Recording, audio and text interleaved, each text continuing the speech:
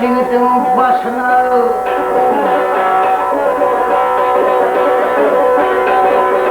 Devlet gelse o çiğdim başına, mihman gelse başkaya defterhan gelir.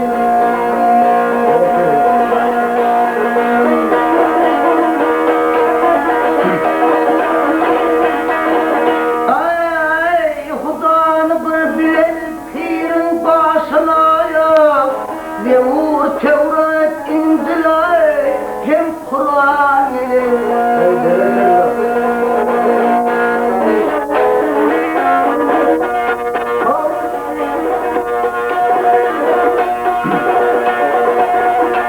Nican hıyleyip oğul kıyverdim,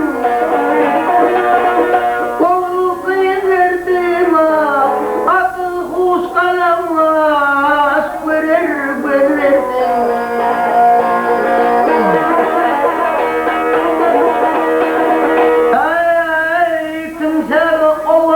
Kime söz verdim, hakkını yitirse zalim.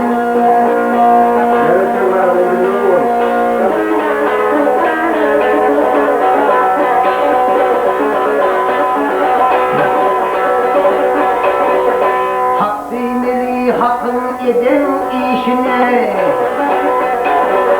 hak bilmeli hakkın eden işine, ödeyip karap severine taşını.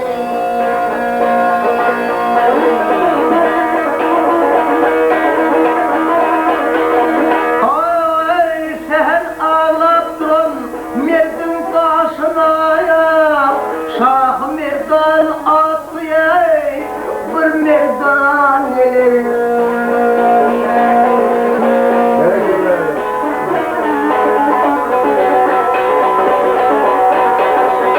Şehir dua kılın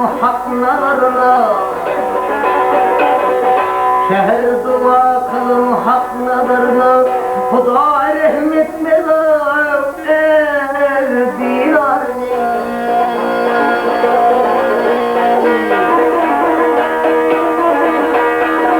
Ay malsın bunu barsam zamanlarına ya, Can Hasan görmersen ay zanan verir.